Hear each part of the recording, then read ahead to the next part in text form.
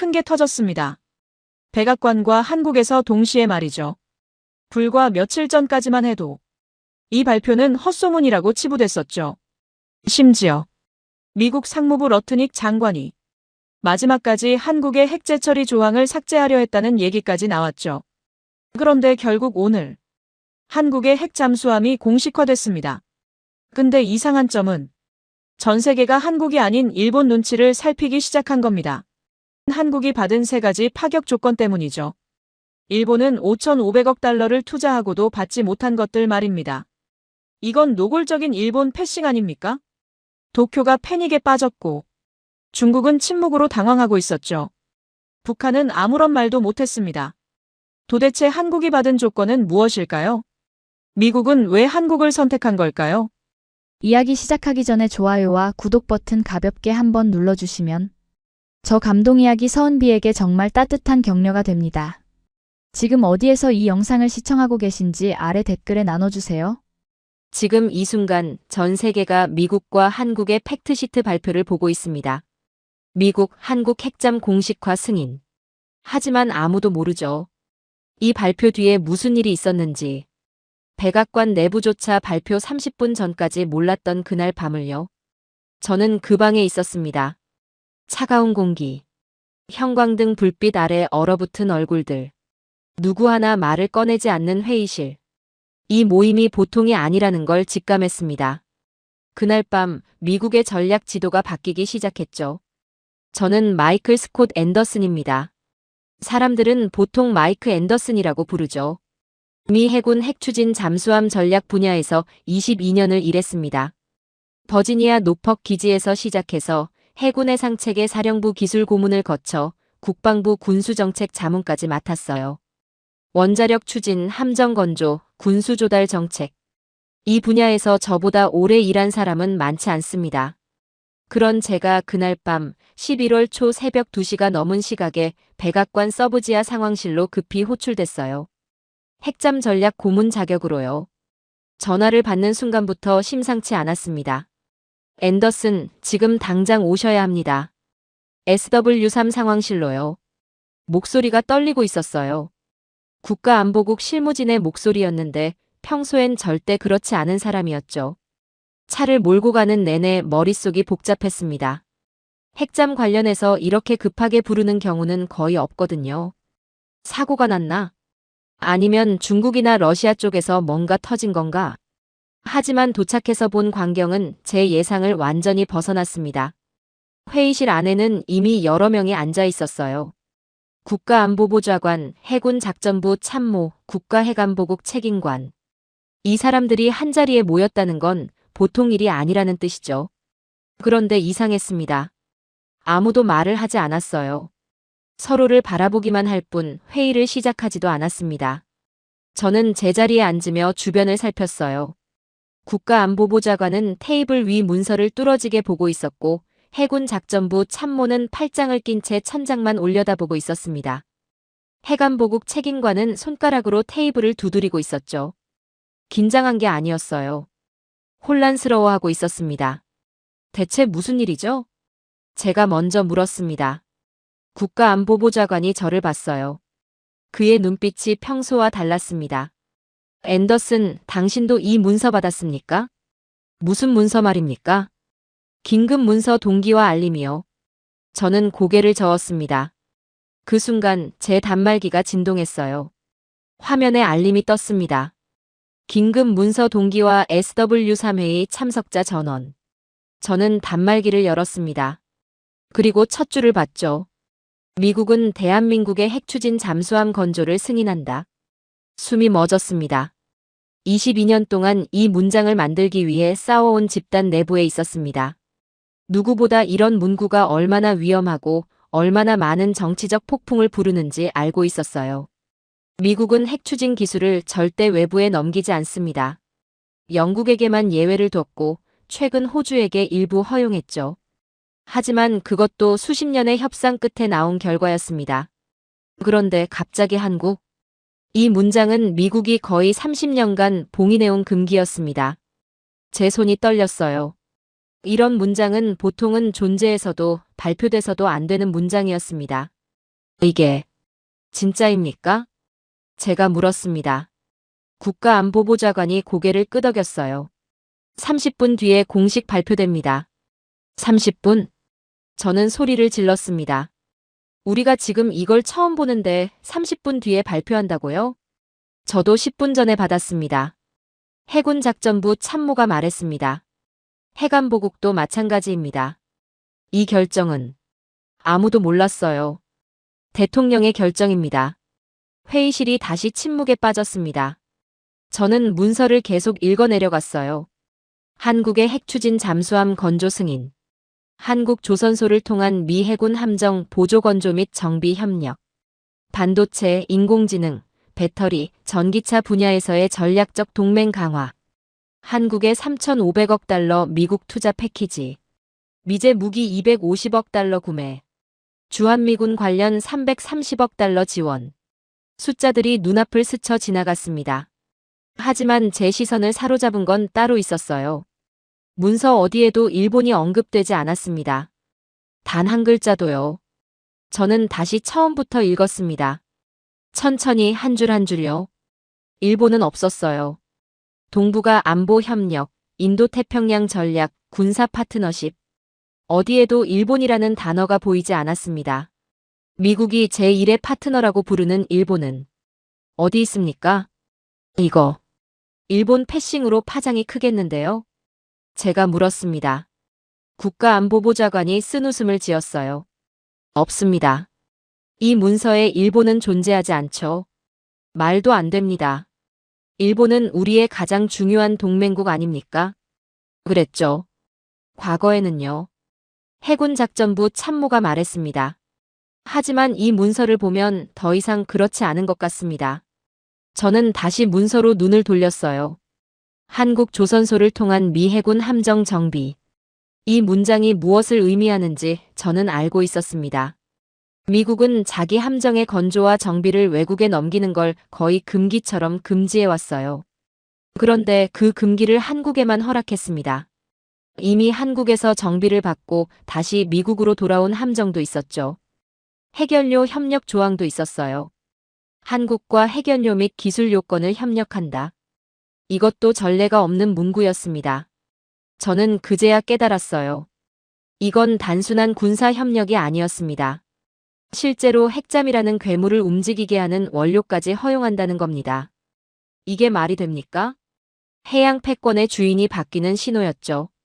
미국의 전략 지도에서 일본이 지워지는 소리를 듣는 듯 했습니다. 이 결정은 누가 주도한 겁니까? 제가 물었습니다. 대통령입니까? 국방부입니까? 아무도 대답하지 않았어요. 모두가 모른다는 표정이었습니다. 해관보국 책임관이 입을 열었어요. 저도 궁금합니다.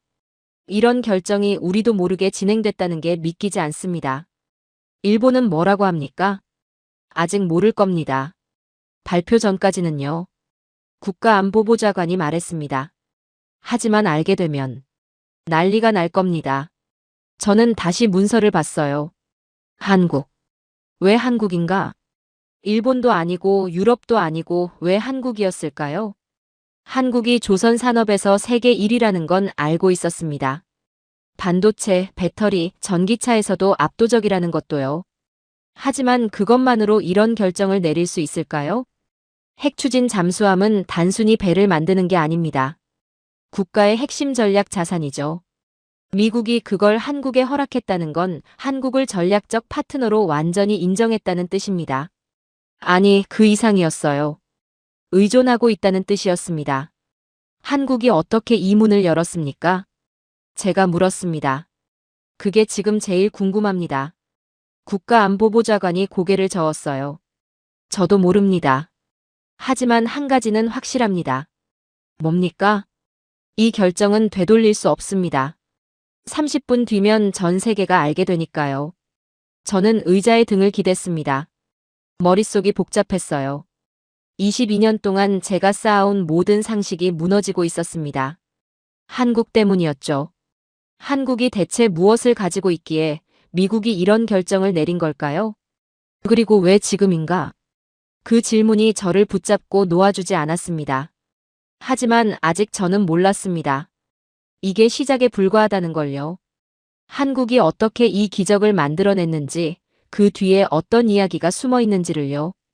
그 모든 진실을 알게 되기까지는 조금 더 시간이 필요했습니다. 하지만 한 가지는 분명했어요. 이 발표 이후 동북아의 지도는 완전히 달라질 거라는 것. 그리고 그 중심에 한국이 있다는 것.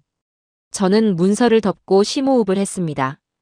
앞으로 무슨 일이 벌어질지 알 수 없었지만 한 가지는 확신했어요. 제 인생에서 가장 긴 밤이 될 거라는 것을요. 그렇게 트럼프의 소셜을 통해 발표가 나갔습니다. 심지어 그는 미국에 있지도 않았어요. 한국에서 열린 에이펙에서 이 폭탄을 터뜨렸죠. 전 세계 언론이 일제히 속보를 띄웠습니다. 미국, 한국 핵잠수함 건조 승인. 한미동맹, 새로운 차원 진입. 일본 제외된 핵추진 협력. 저는 사무실로 돌아와 책상에 앉았어요. 새벽 3시가 넘은 시각이었지만 잠이 올 리 없었습니다. 머릿속은 온통 그 문서로 가득했죠. 왜 한국인가? 그리고 도대체 미국이 한국에 무엇을 준 걸까요? 저는 컴퓨터를 켰습니다. 백악관 상황실에서 받은 문서를 다시 열었죠. 이번엔 천천히 모든 세부 항목을 하나하나 읽어보기로 했습니다. 자세히 읽어보니 거의 파격 조건이나 다름없었어요. 천하의 트럼프가 이 정도로 내준다. 이게 역사상 단 한 번도 없던 수준의 협상이었습니다.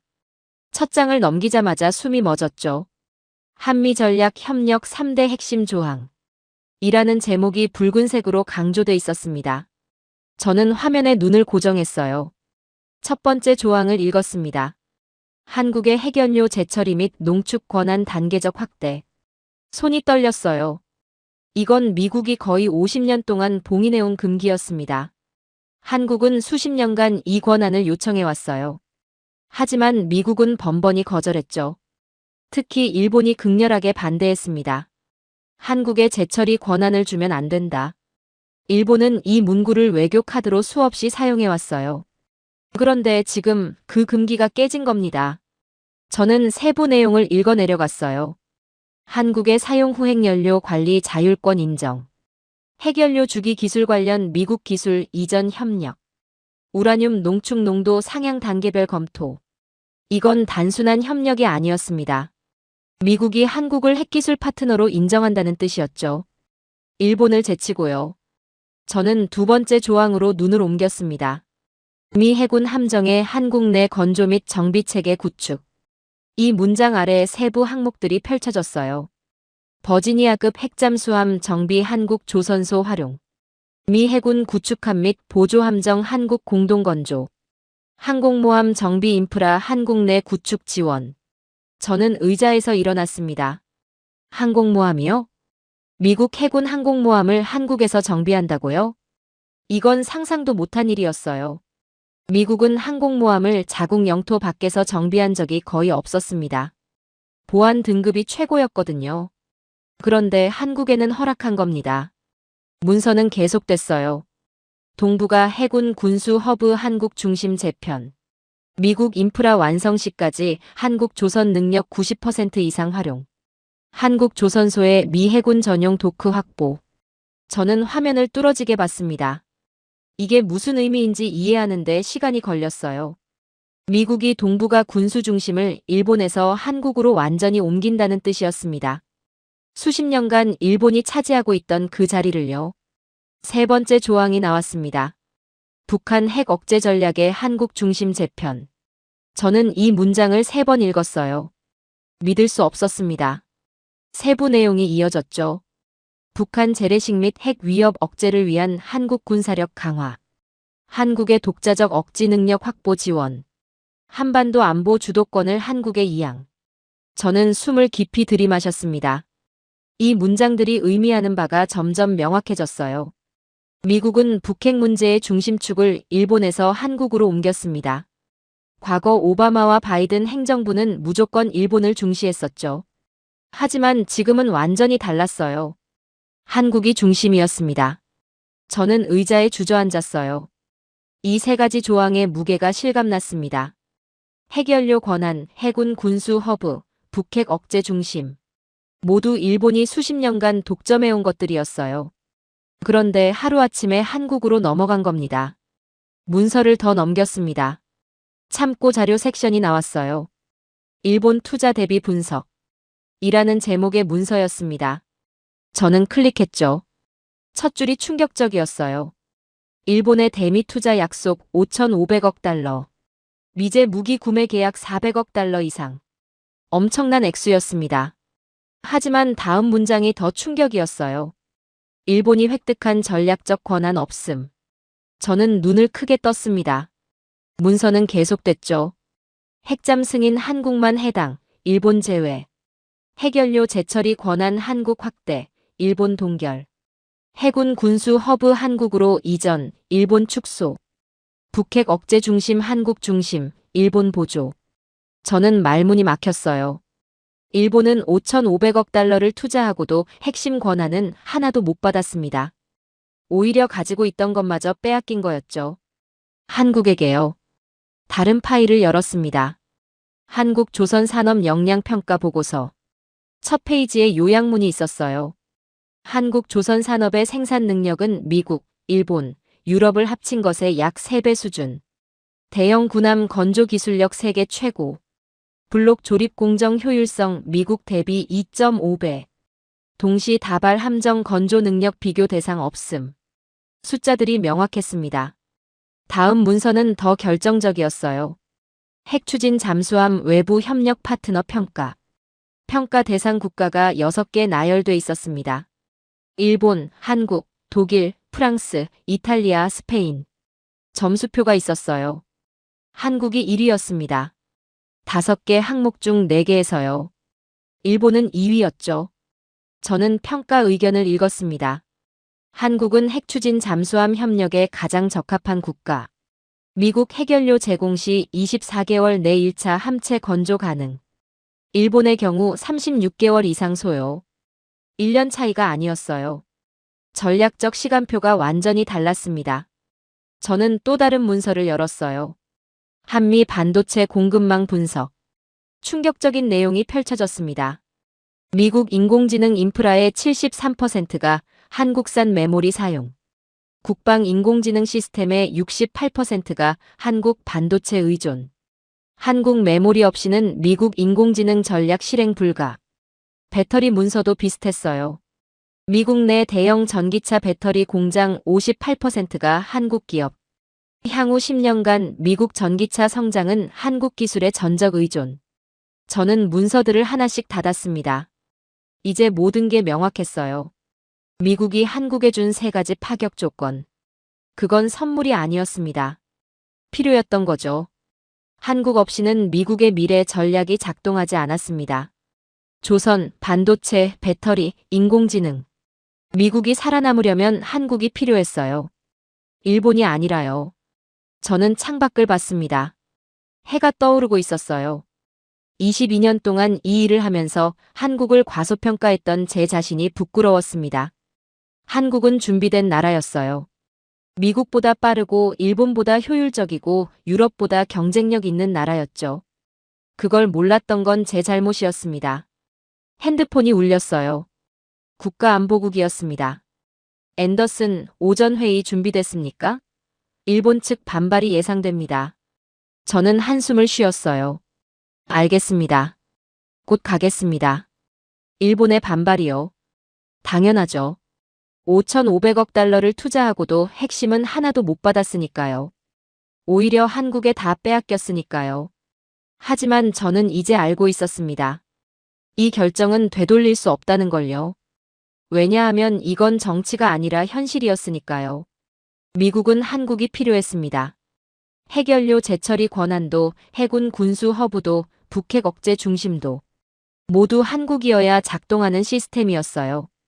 저는 서류를 정리하며 중얼거렸습니다. 한국은 미국이 의존할 수 있는 유일한 전략 파트너. 이제는 그 말에 완전히 동의할 수 있었어요. 일본이 돈으로 살 수 없는 것을 한국은 실력으로 증명했으니까요. 문서만으로는 알 수 없었습니다. 한국이 정말 그렇게 대단한 나라인지요. 숫자와 평가서는 팩트를 보여주지만 현실은 다를 수 있거든요. 그래서 저는 직접 보기로 했어요. 몇 달 전 얘기입니다. 핵잠 승인 발표가 있기 훨씬 전이었죠. 미 해군과 국방부, 산업부 기술진 12명으로 구성된 평가단이 꾸려졌습니다. 목적은 하나였어요. 한국 조선 산업과 방산 체계를 직접 확인하는 것. 저도 그 팀에 포함됐죠. 솔직히 말하면 저는 회의적이었습니다. 한국이 좋다는 건 알지만 과대평가된 부분도 있을 거라고 생각했어요. 보고서는 항상 실제보다 좋게 쓰이는 법이니까요. 하지만 울산에 도착한 순간 제 생각이 틀렸다는 걸 알았습니다. 공항에서 조선소로 가는 길에 창밖을 봤어요. 거대한 크레인들이 줄지어 서 있었습니다.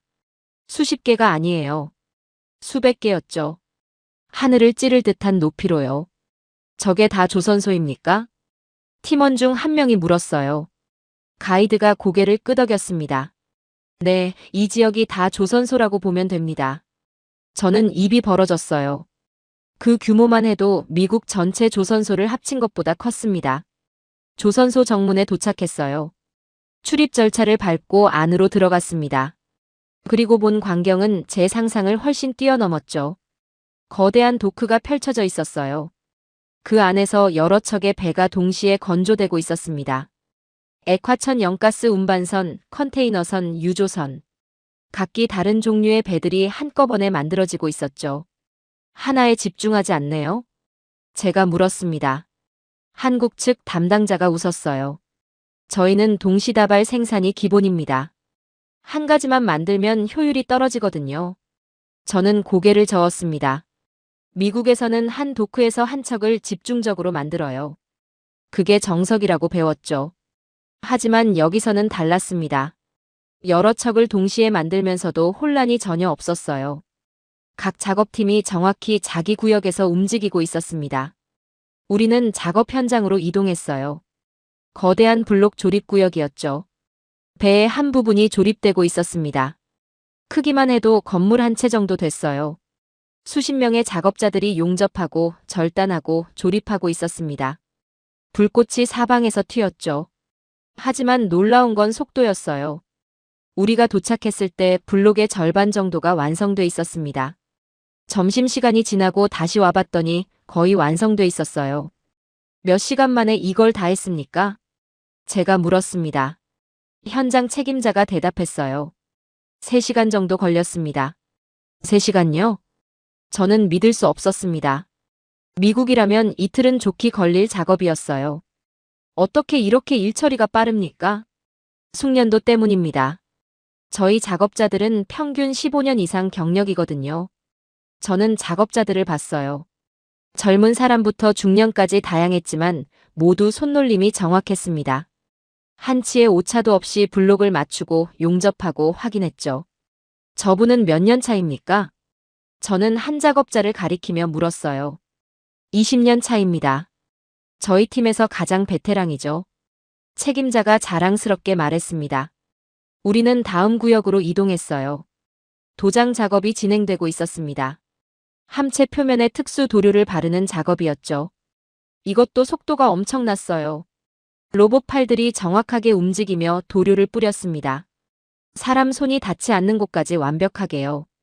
자동화율이 얼마나 됩니까? 팀원 중 한 명이 물었어요. 이 공정은 95% 자동화입니다. 사람은 최종 검수만 하죠. 저는 감탄했습니다. 미국 조선소는 아직도 수작업 비중이 높거든요. 자동화가 이 정도로 진행된 곳은 거의 없었어요. 점심을 먹으러 갔습니다. 조선소 내 구내식당이었죠. 수백 명의 작업자들이 식사하고 있었어요. 우리도 같은 음식을 먹었습니다. 밥과 국, 반찬 몇 가지였죠. 간단했지만 맛있었어요.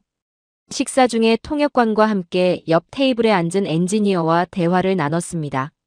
30대 중반쯤 돼 보이는 남자였어요. 여기서 얼마나 일하셨습니까? 제가 물었습니다. 12년 됐습니다. 힘들지 않으세요? 작업 강도가 상당해 보이던데요. 그가 웃었어요. 처음엔 힘들었죠. 하지만 익숙해지면 괜찮습니다. 그리고 저희는 자부심이 있거든요. 자부심이요? 네. 저희가 만든 배들이 전 세계 바다를 다니잖아요. 그게 뿌듯합니다. 저는 고개를 끄덕였어요. 그의 눈빛이 진지했습니다. 단순히 일을 하는 게 아니라 자기 일에 자부심을 갖고 있었죠. 저희 조선소는 품질 관리가 엄격합니다. 조금이라도 기준에 못 미치면 바로 재작업 들어가거든요. 재작업 비율이 얼마나 됩니까? 1%도 안 됩니다. 처음부터 제대로 만들거든요. 저는 놀랐어요. 미국 조선소는 재작업 비율이 10%는 되거든요. 오후에는 설계실을 방문했습니다. 수십 명의 엔지니어들이 컴퓨터 앞에 앉아 작업하고 있었어요. 3차원 설계 프로그램이 화면에 가득했죠. 배의 모든 부분이 디지털로 구현돼 있었습니다. 설계부터 건조까지 모두 디지털화돼 있습니까? 제가 물었어요. 설계팀장이 대답했습니다. 네, 저희는 10년 전부터 완전 디지털화를 완료했습니다. 덕분에 오차율이 거의 제로에 가깝죠. 화면을 보여줬어요. 배의 단면도가 떠 있었습니다. 클릭 한 번으로 내부 구조가 모두 보였죠. 배관, 전선, 구조물까지 세세하게 표시돼 있었어요. 이 정도 정밀도면 군함도 가능하겠네요. 팀원 중 한 명이 말했습니다. 물론입니다. 저희는 이미 여러 나라 해군 함정을 건조했습니다. 저는 그 말을 듣고 뭔가 깨달았어요. 한국은 이미 준비가 끝난 상태였습니다. 핵추진 잠수함 건조 능력은 없었지만 그 외 모든 것은 갖춰져 있었죠. 미국이 핵연료와 추진 시스템만 제공하면 나머지는 한국이 다 할 수 있었어요. 저녁 무렵 우리는 야외 조립장으로 이동했습니다. 해가 지고 있었지만 작업은 계속되고 있었어요. 조명 아래서 용접 불꽃이 반짝였습니다. 거대한 블록이 크레인에 매달려 천천히 이동했죠. 정확히 제자리에 내려앉았어요. 밀리미터 단위의 정확도였습니다. 저 크레인 조종사 실력이 대단하네요. 제가 말했습니다. 20년 넘게 한 분입니다. 눈 감고도 할 수 있다고 하시더라고요. 가이드가 웃으며 말했어요. 저는 그 광경을 멍하니 바라봤습니다. 이게 한국이었어요. 문서로만 보던 한국이 아니라 진짜 한국이었죠. 압도적인 생산 능력, 숙련된 인력, 최첨단 자동화 시스템, 그리고 무엇보다 자기 일에 대한 자부심. 이 모든 게 합쳐져서 세계 최고의 조선 산업을 만들어낸 겁니다. 숙소로 돌아가는 차 안에서 팀원들이 얘기했어요. 믿기지 않네요. 저 속도와 정확도는 정말. 미국이 따라가려면 최소 10년은 걸릴 겁니다. 아니, 10년으로도 부족할 것 같은데요. 저는 창밖을 봤어요. 어둠 속에서도 조선소 불빛이 환하게 빛나고 있었습니다. 밤낮 없이 돌아가고 있는 거죠. 그날 밤, 저는 호텔방에 혼자 앉아 생각했습니다. 22년 동안 저는 미국 조선 산업을 지켜왔어요. 그게 최고라고 믿었죠. 일본도 좋고 유럽도 괜찮다고 생각했습니다. 하지만 한국은 그저 그런 수준이라고 여겼어요. 완전히 틀렸습니다. 한국은 이미 다른 차원에 있었어요. 미국이나 일본, 유럽을 뛰어넘은 지 오래였죠. 저는 노트북을 열어 보고서를 작성하기 시작했습니다. 한국 조선 산업 현장 평가 보고서. 첫 문장을 이렇게 썼어요. 한국 조선 산업의 실제 역량은 기존 평가를 크게 상회함. 손가락이 자판 위에서 멈췄습니다. 뭐라고 써야 할까요? 오늘 본 것을 어떻게 표현해야 할까요? 결국 저는 솔직하게 적었습니다. 미국은 한국의 조선 능력 없이는 해군 현대화를 완수할 수 없음. 한국과의 협력은 선택이 아니라 필수임. 핵추진 잠수함 협력 파트너로 한국이 최적임. 다 쓰고 나서 저는 한숨을 쉬었어요. 이 보고서가 워싱턴에 도착하면 논란이 일게 뻔했습니다. 하지만 진실을 써야 했죠. 오늘 제가 본 것이 진실이었으니까요. 창밖을 봤습니다. 조선소 불빛이 여전히 환했어요. 저는 처음으로 느꼈습니다. 한국이라면 가능하겠다고요. 핵추진 잠수함도 미래 해군력도 모든 게 가능하겠다고요. 이 나라는 이미 준비가 끝났으니까요. 그렇게 미국은 일본이 아닌 한국에 미국의 조선업의 미래를 맡겼습니다. 핵추진 잠수함까지요. 사실 조선업에선 한국을 따라올 국가는 하나도 없었거든요. 오전 10시 전화가 울렸습니다. 백악관 국가안보국이었어요. 앤더슨, 지금 당장 오실 수 있습니까? 무슨 일입니까? 직접 와서 보시는 게 나을 것 같습니다. 목소리가 긴장돼 있었어요. 저는 재킷을 걸치고 바로 나섰습니다. 백악관까지 차로 20분 거리였지만 그날따라 길이 막혔죠. 30분이 넘게 걸려서 도착했어요. 보안 절차를 밟고 안으로 들어갔습니다. 국가안보국 회의실로 안내됐죠. 문을 열고 들어서는 순간 공기가 달랐습니다. 무거웠어요. 회의실 테이블 한가운데 문서 뭉치가 놓여 있었습니다. 국가안보보좌관이 저를 봤어요. 앉으시죠, 앤더슨. 저는 자리에 앉았습니다. 무슨 일입니까? 그가 문서를 제 앞으로 밀었어요. 일본 외무성에서 온 겁니다. 어젯밤에 도착했죠. 저는 첫 장을 넘겼습니다. 제목부터 심상치 않았어요. 한국 핵추진 잠수함 승인에 대한 일본국 정부의 공식 입장. 내용은 더 충격적이었습니다. 일본은 한국의 핵잠 승인을 즉각 철회할 것을 요구하고 있었어요. 미일 동맹의 근간을 훼손하는 결정. 한국은 핵연료 재처리에 적합하지 않은 국가. 동북아 안보 균형을 깨뜨리는 위험한 시도. 이런 표현들이 가득했습니다. 저는 눈살을 찌푸렸어요. 일본이 이렇게까지 반발할 줄은 몰랐네요. 이게 다가 아닙니다. 국가안보보좌관이 다른 문서를 꺼냈어요. 미 의회에서 올라온 겁니다. 저는 그 문서를 받아들었습니다. 상원 의원 7명의 서명이 찍혀 있었죠. 한국 핵추진 잠수함 승인 재검토 결의안. 내용을 읽어 내려가는데 손이 떨렸어요. 의회가 공식적으로 승인 철회를 검토하겠다는 내용이었습니다. 이건 진지한 겁니까? 제가 물었어요. 매우 진지합니다. 내일 모레 청문회가 열립니다. 저는 의자의 등을 기댔습니다. 청문회라니요. 겨우 일주일 전에 발표한 결정을 벌써 뒤집으려 한다는 얘기였어요. 일본이 로비를 시작했습니다. 다른 참모가 말했어요. 워싱턴 곳곳에서 움직이고 있어요. 의원들을 만나고 언론의 자료를 흘리고 있습니다. 무슨 자료 말입니까? 한국의 기술력이 과대평가됐다는 내용이요. 그리고 한국이 핵기술을 다루기엔 위험하다는 주장도 있고요. 저는 비웃음이 나왔어요. 한국이 위험하다고요? 제가 직접 본 한국은 세계에서 가장 체계적이고 안전한 산업 시스템을 갖춘 나라였는데요. 일본만이 아닙니다. 국가안보보좌관이 덧붙였어요. 미국 내부에서도 반발이 거세요. 해군 보수파가 움직이고 있습니다. 해군이요? 네. 핵심 군수 작업을 외국에 맡기는 게 위험하다는 주장입니다. 저는 한숨을 쉬었어요. 해군 보수파는 항상 그랬죠. 외국과의 협력을 극도로 경계했습니다. 설령 그게 동맹국이라 해도요. 조선업계도 가세했습니다. 또 다른 참모가 말했어요. 미국 조선소들이 일자리를 빼앗긴다며 반발하고 있어요. 저는 고개를 저었습니다. 말이 안 되는 주장이었어요. 미국 조선소는 이미 포화 상태였습니다. 새로운 일을 받을 여력이 없었죠. 오히려 한국과 협력하면 부담을 덜 수 있는데요. 문제는 여론입니다. 국가안보보좌관이 말했어요. 지금 워싱턴 분위기가 심상치 않습니다. 이대로 가면 청문회에서 승인이 뒤집힐 수도 있어요. 저는 눈을 감았습니다. 믿을 수 없었어요. 한국에서 본 그 압도적인 능력이, 그 완벽한 시스템이 무시당하고 있었습니다. 정치 때문에요. 그리고 앤더슨. 국가안보보좌관이 저를 똑바로 봤어요. 당신도 조심해야 합니다. 저요? 내부에서 당신이 한국에 지나치게 우호적이라는 얘기가 나옵니다. 저는 어이가 없었어요. 저는 팩트를 보고한 겁니다. 제가 직접 본 걸 썼어요. 알아요.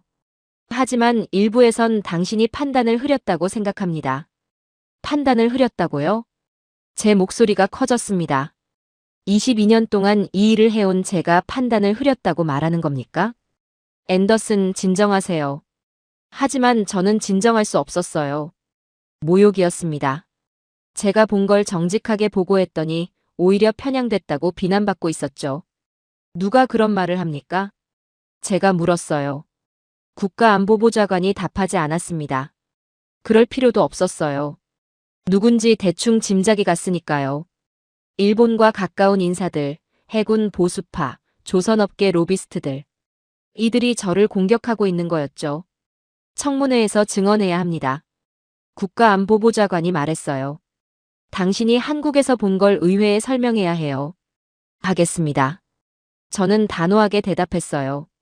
제가 본 진실을 말하겠습니다. 회의실을 나와 복도를 걸었습니다. 화가 났어요. 아니, 화를 넘어서 배신감이 들었죠. 저는 미국을 위해 일해왔습니다.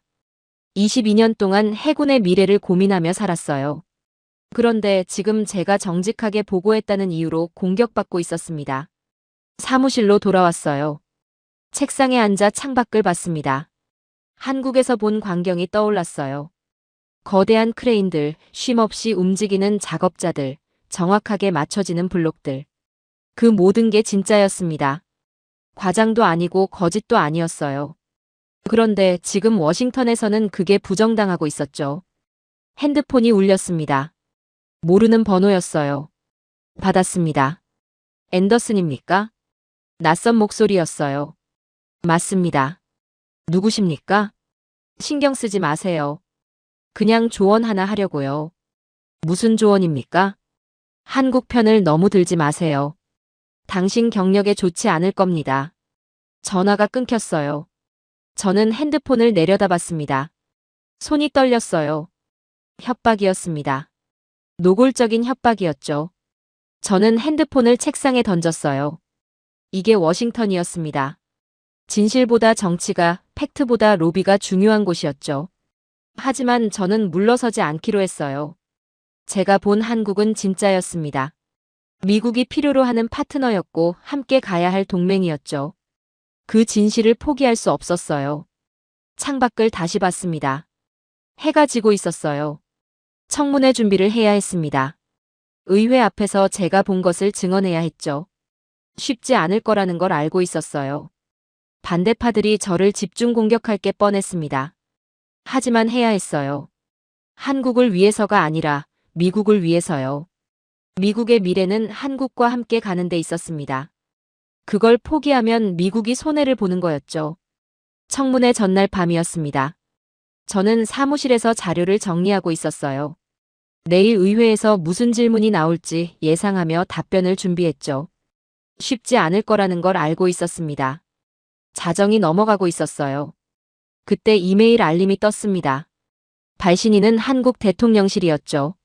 제목은 간단했습니다. 기술협력 패키지. 저는 파일을 열었어요.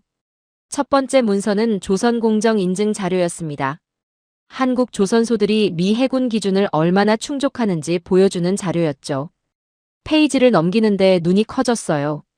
모든 항목에서 기준치를 초과하고 있었습니다. 용접 강도, 구조 안정성, 부식 방지, 전기 시스템. 하나하나 미국 해군이 요구하는 수준을 넘어서고 있었어요. 두 번째 문서는 원자로 안전성 보고서였습니다. 한국이 보유한 원자력 발전소 운영 경험과 안전 기록이 정리돼 있었죠. 40년 넘게 사고 없이 운영해온 기록이 나와 있었어요. 세계 최고 수준의 안전 등급을 받은 내용도 있었습니다. 세 번째 문서가 가장 인상적이었어요. 미 해군 요구 규격 준수도 분석. 한국 엔지니어들이 직접 작성한 자료였습니다.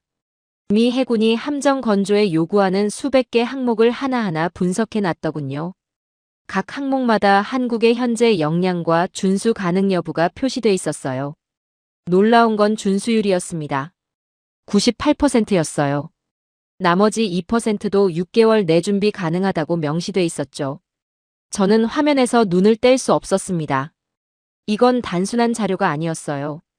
한국이 얼마나 철저하게 준비해왔는지 보여주는 증거였죠. 다음 날 아침 백악관에서 긴급회의가 열렸습니다. 국가안보보좌관이 저를 불렀어요. 앤더슨, 이거 봤습니까? 그가 문서를 들고 있었습니다. 해군 기술사무국에서 올라온 보고서였어요. 아직 못 봤습니다. 저는 그 문서를 받아들었죠. 제목을 보는 순간 심장이 뛰었습니다. 한국 조선기술평가 최종 판정. 첫 페이지를 넘겼어요. 결론부터 나와 있었습니다. 한국은 현존하는 어떤 동맹국보다도 미 해군 기준을 충족하는 국가.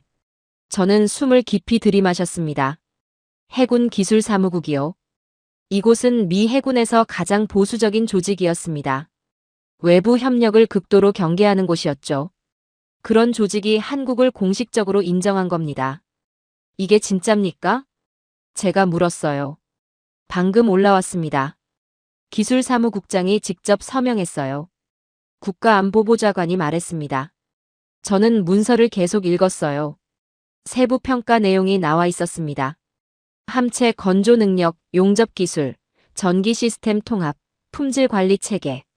모든 항목에서 한국은 최고 등급을 받았습니다. 심지어 일본과 비교한 표도 있었어요.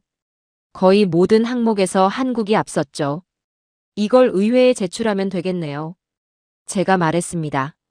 그것만이 아닙니다. 국가안보보좌관이 다른 서류를 꺼냈어요. 한국 대통령실에서 보낸 전략 보고서입니다. 저는 그 보고서를 받아들었습니다. 표지부터 전문적이었어요.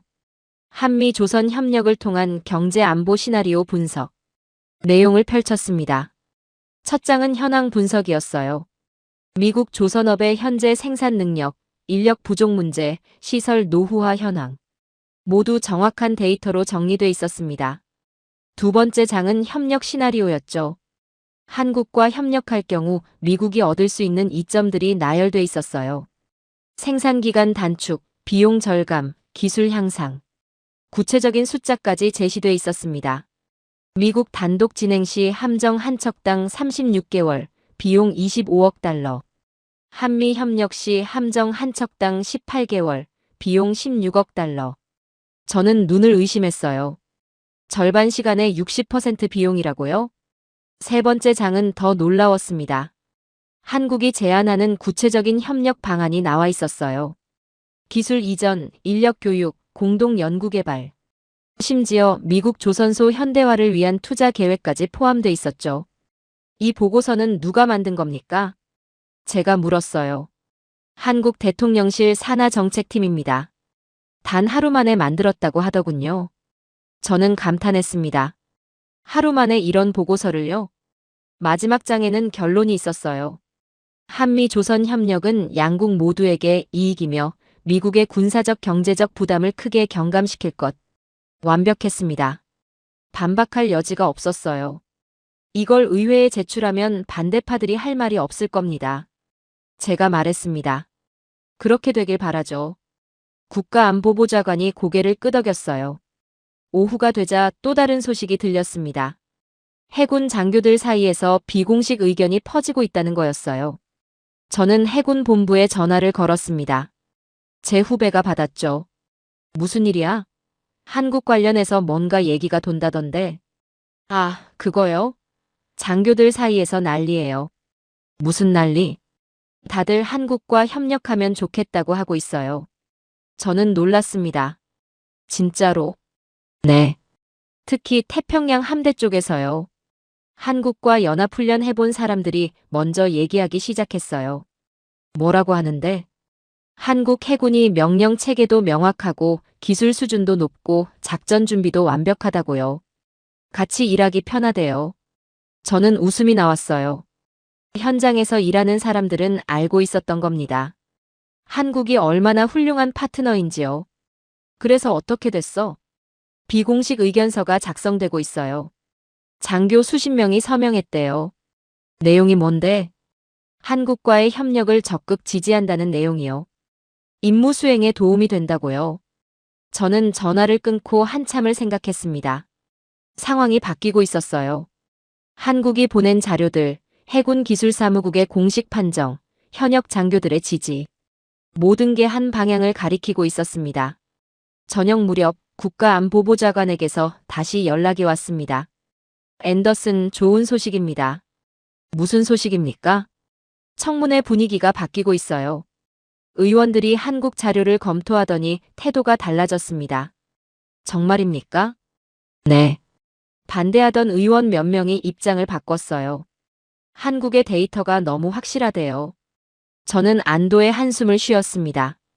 일본 측 반응은 어떻습니까? 조용해졌어요. 할 말이 없는 것 같더군요. 저는 창밖을 봤습니다. 해가 지고 있었어요. 며칠 전만 해도 모든 게 무너질 것 같았습니다. 한국 핵잠 승인이 취소될 거라고 생각했죠. 하지만 지금은 달랐어요. 한국이 보여준 준비성, 전문성, 완성도가 모든 걸 바꿔놓았습니다. 반대 논리를 하나하나 무너뜨렸죠. 저는 책상 서랍에서 한국 조선소 사진을 꺼냈습니다. 제가 직접 찍은 거였어요. 거대한 크레인, 정밀하게 조립되는 블록, 진지하게 일하는 작업자들. 그 모든 게 진짜였습니다. 과장도 거짓도 아니었어요. 그리고 지금 워싱턴은 그 진실을 받아들이고 있었습니다. 핸드폰이 울렸어요. 백악관 참모였습니다. 앤더슨, 내일 청문회는 순조롭게 진행될 것 같습니다. 다행이네요. 당신 증언도 필요 없을 것 같아요. 이미 결론이 난 것 같거든요. 저는 웃었습니다. 그래도 가겠습니다. 끝까지 지켜봐야죠. 전화를 끊고 다시 사진을 봤어요. 한국은 위기를 만든 나라가 아니었습니다. 위기를 해결하는 나라였죠. 실력으로, 준비로, 완성도로요. 저는 처음으로 확신했습니다. 이 협력은 성공할 거라고요. 한국과 함께라면 미국의 미래도 밝을 거라고요. 창밖 하늘이 어두워졌습니다. 하지만 제 마음은 밝았어요. 내일은 새로운 시작이 될 거였습니다. 한국과 미국이 함께 만들어갈 미래의 시작이요. 청문회 당일이었습니다. 실제 상황은 제 예상보다 훨씬 나쁘게 흘러가고 있었습니다. 의회 청문회장에 들어서는 순간 공기가 달랐어요. 기자들이 가득했고 카메라가 줄지어 있었습니다. 이건 단순한 청문회가 아니었죠. 정치쇼였어요. 저는 증인석 뒤쪽에 앉았습니다. 필요하면 증언하기 위해서였죠. 의장석에 상원 의원들이 자리를 잡았어요. 그중 몇 명의 얼굴을 알고 있었습니다. 일본과 가까운 인사들이었죠. 회의가 시작됐습니다. 의장이 망치를 두드렸어요. 한국 핵추진 잠수함 승인 재검토 청문회를 시작하겠습니다. 첫 번째 증인이 불려 나왔습니다. 일본계 로비 단체 대표였어요. 그는 준비된 자료를 펼쳤습니다. 한국의 핵잠 승인은 동북아 안보를 위협합니다. 그의 목소리가 회의장에 울렸어요. 일본은 70년간 미국에 신뢰할 수 있는 파트너였습니다. 그런데 갑자기 한국에 이런 권한을 주는 건 이해할 수 없습니다. 의원들이 고개를 끄덕였어요. 그는 계속했습니다. 한국은 핵기술을 안전하게 다룰 준비가 안 돼 있습니다. 위험합니다. 저는 주먹을 쥐었어요. 말도 안 되는 소리였습니다. 한국은 40년 넘게 원자력 발전소를 사고 없이 운영해온 나라였어요. 다음 증인은 미국 조선업계 대표였습니다. 이 결정은 미국 조선 산업을 죽이는 겁니다. 그가 목소리를 높였어요. 우리 노동자들이 일자리를 잃을 겁니다. 한국에 빼앗기는 거죠. 또다시 의원들이 고개를 끄덕였습니다. 저는 답답했어요. 미국 조선소는 이미 일손이 부족했습니다. 새 프로젝트를 받을 여력도 없었죠. 오히려 한국과 협력하면 부담이 줄어드는데요. 세 번째 증인이 나왔을 때 저는 긴장했습니다. 해군 보수파 출신 전직 장군이었어요. 그는 제복을 입고 있었습니다. 훈장이 가슴에 가득했죠. 저는 40년간 미 해군에서 복무했습니다. 그의 목소리가 무거웠어요. 그 경험으로 말씀드리자면 한국의 핵추진 능력은 과대평가됐습니다. 저는 귀를 의심했어요. 과대평가라고요? 한국은 조선 강국입니다. 그건 인정합니다. 장군이 말을 이었어요. 하지만 핵추진 잠수함은 다릅니다. 일반 배와는 차원이 다르죠. 한국이 그걸 할 수 있다고 보지 않습니다. 의원 한 명이 질문했습니다. 그렇다면 장군께서는 이번 승인을 반대하시는 겁니까? 그렇습니다. 재검토가 필요합니다. 회의장이 술렁였어요. 전직 해군 장군의 발언이었습니다. 무게가 달랐죠. 저는 일어서고 싶었어요. 반박하고 싶었습니다. 하지만 아직 제 차례가 아니었어요. 의장이 다시 말했습니다. 다음은 국방부 내부 보고서에 대해 논의하겠습니다. 한 의원이 서류를 들어올렸어요. 여기 흥미로운 보고서가 있습니다. 그의 목소리에 냉소가 담겨 있었어요. 마이클 앤더슨이라는 고문이 작성한 보고서입니다. 한국을 극찬하는 내용이죠.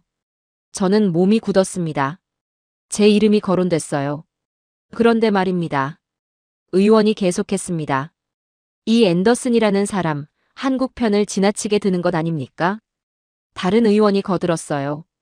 저도 그 의문을 가지고 있었습니다. 객관성이 의심스럽습니다. 저는 분노가 치밀었어요. 제가 본 걸 정직하게 쓴 건데 편향됐다고 몰아가고 있었습니다. 앤더슨 고문을 증인으로 부르는 게 어떻겠습니까? 한 의원이 제안했어요. 직접 물어봅시다. 한국에게서 뭘 받은 건 아닌지요? 회의장이 웅성거렸습니다.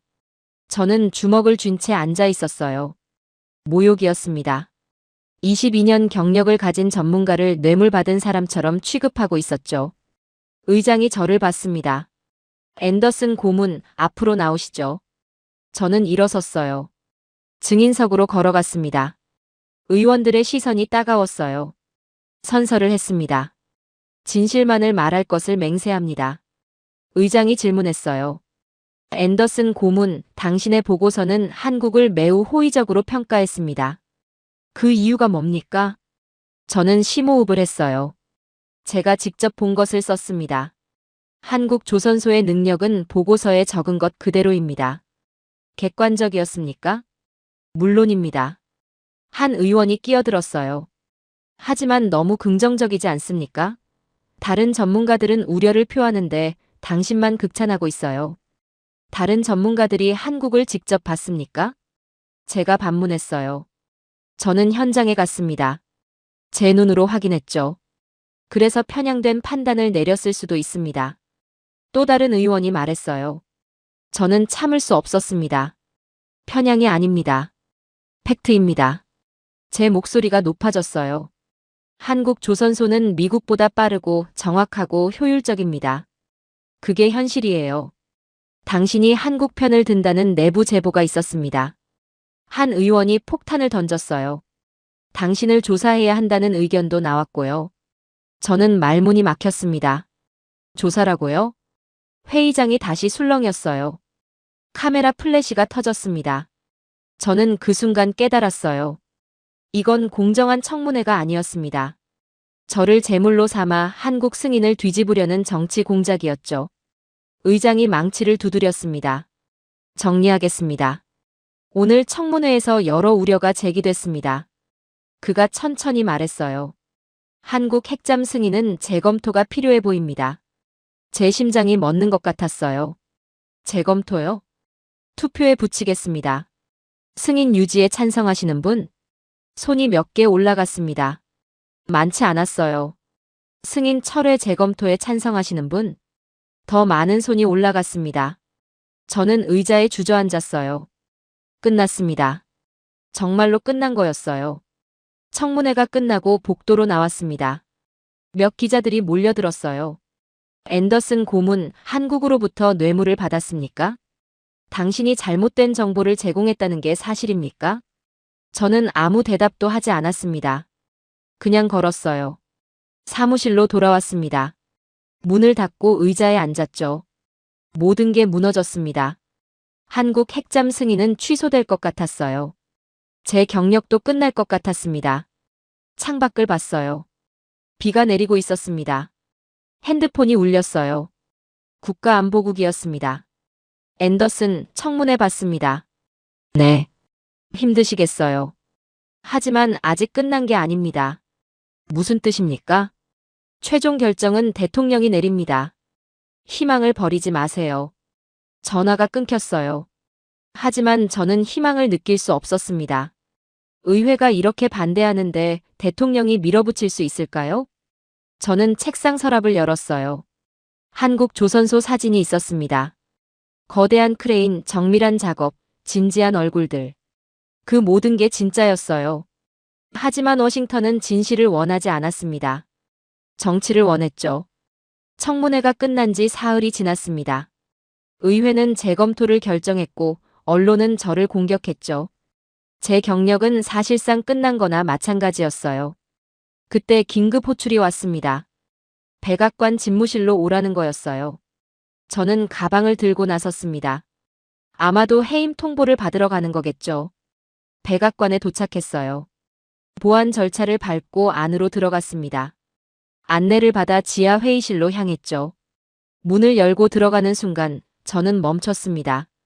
회의실이 사람들로 가득했어요. 국방부 장관, 국가안보보좌관, 해군 작전부장.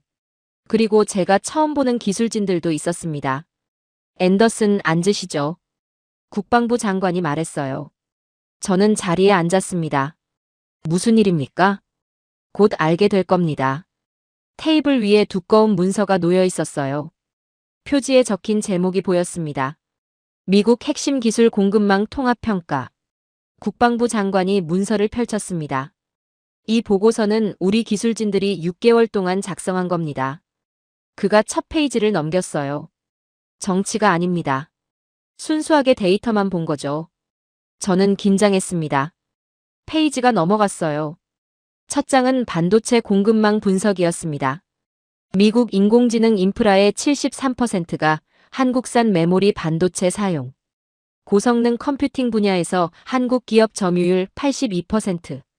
국방 인공지능 시스템 중 한국 반도체 의존도 68%. 숫자들이 명확했어요. 다음 장은 인공지능과 슈퍼컴퓨팅이었습니다.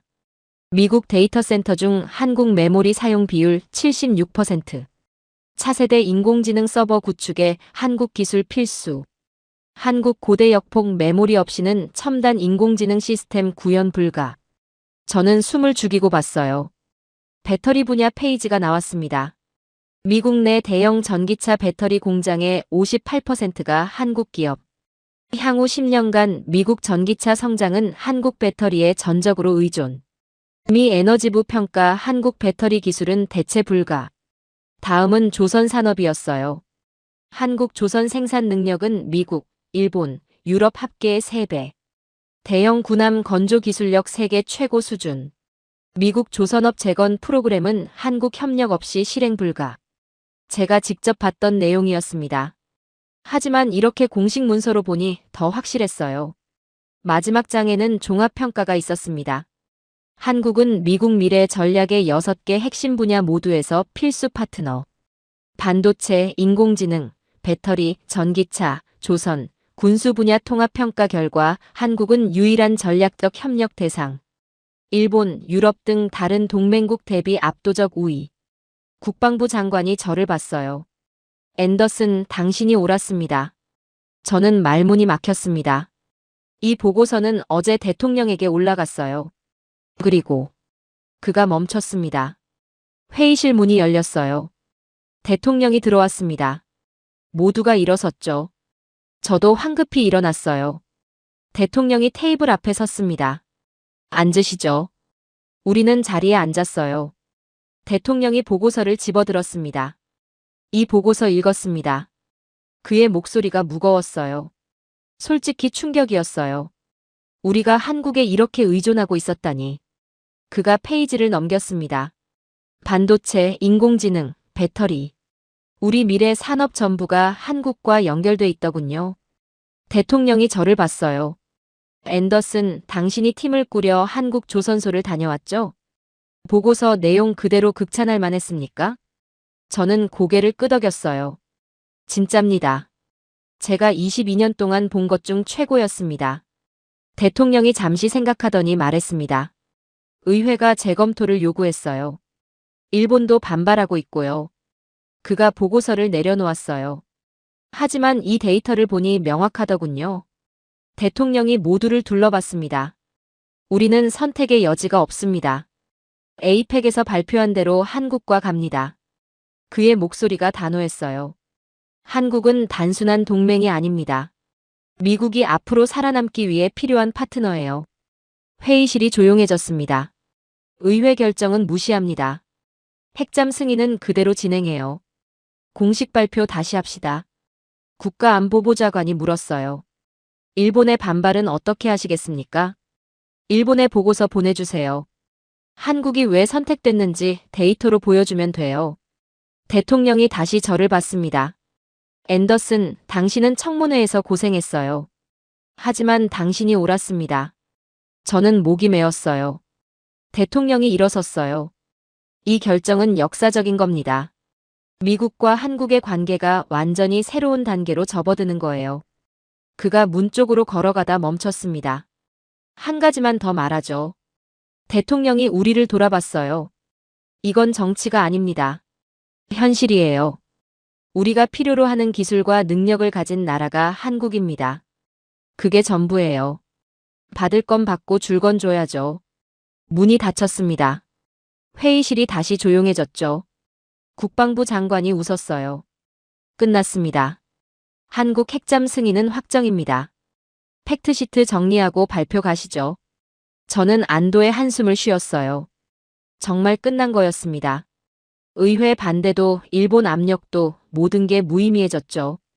순수한 데이터가 모든 걸 결정했어요. 회의가 끝나고 복도로 나왔습니다. 국가안보보좌관이 제 어깨를 두드렸어요. 축하합니다, 앤더슨. 당신이 이겼어요. 제가 이긴 게 아닙니다. 저는 말했어요. 한국이 이긴 겁니다. 실력으로요. 밖으로 나왔습니다. 해가 떠오르고 있었어요. 며칠 전만 해도 모든 게 끝난 줄 알았습니다. 청문회에서 짓밟히고 언론에 공격당하고 경력이 무너지는 줄 알았죠. 하지만 지금은 달랐어요. 진실이 승리했습니다. 데이터가, 팩트가 현실이 정치를 이긴 거였어요. 저는 차에 올라탔습니다. 핸드폰에 메시지가 와 있었어요. 해군 기술사무국장이었습니다. 축하합니다. 올바른 결정입니다. 다른 동료들에게서도 메시지가 왔어요. 그 메시지를 보자 웃음이 나왔어요. 며칠 전만 해도 저를 공격하던 사람들이 이제는 축하를 보내고 있었습니다. 사무실로 돌아왔어요. 책상 위에 사직서가 놓여 있었습니다. 저는 그걸 집어들고 찢어버렸어요. 더 이상 필요 없었으니까요. 창밖을 봤습니다. 워싱턴 거리가 분주했어요. 사람들은 아직 모르고 있었습니다. 어젯밤 백악관에서 무슨 일이 있었는지요. 하지만 곧 알게 될 거예요. 미국이 한국을 선택했다는 것을요. 정치적 선택이 아니라 현실적 필요로요. 저는 한국 조선소 사진을 다시 꺼냈습니다. 거대한 크레인, 정밀한 작업, 진지한 얼굴들. 이게 승리의 이유였어요. 한국은 말이 아니라 실력으로 증명했습니다. 조용히 그러나 확실하게요. 그리고 미국은 그 실력을 인정할 수밖에 없었던 겁니다. 저는 처음으로 확신했어요.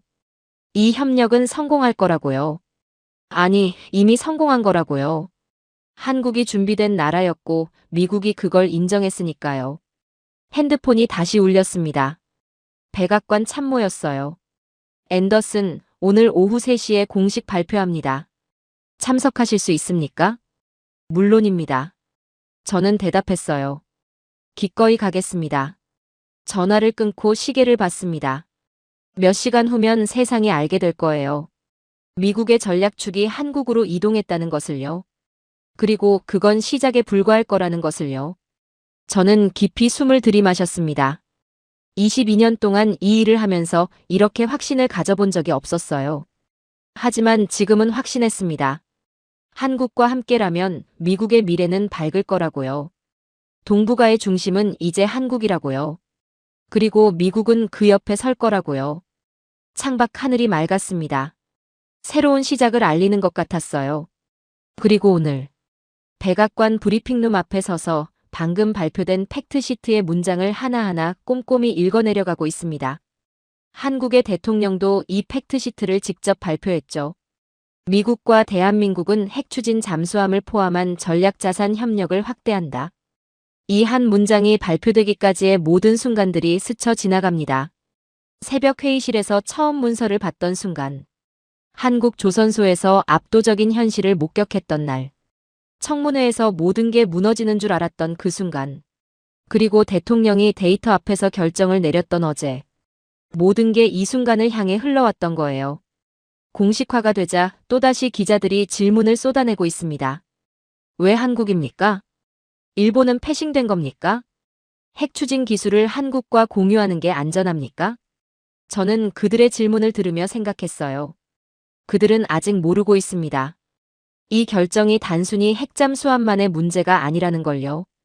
발표문을 다시 봤어요. 핵잠 승인 문구 아래로 세부 조항들이 이어집니다. 조선협력, 반도체 동맹, 인공지능 파트너십, 배터리 생산 확대, 전기차 기술 통합. 이 모든 게 하나로 엮여 있었어요. 미국은 한국을 단순한 군사 동맹으로만 본 게 아니었습니다. 6개 핵심 기술축 전체를 함께 가져갈 전략 파트너로 본 거였죠. 저는 몇 달 전을 떠올렸어요. 한국이라는 나라를 과소평가하며 살았던 제 자신을요. 좋은 동맹국이지만 미국이나 일본에는 못 미친다고 생각했었죠. 완전히 틀렸습니다. 한국은 이미 다른 차원에 있었어요. 울산 조선소에서 본 광경이 다시 떠올랐습니다.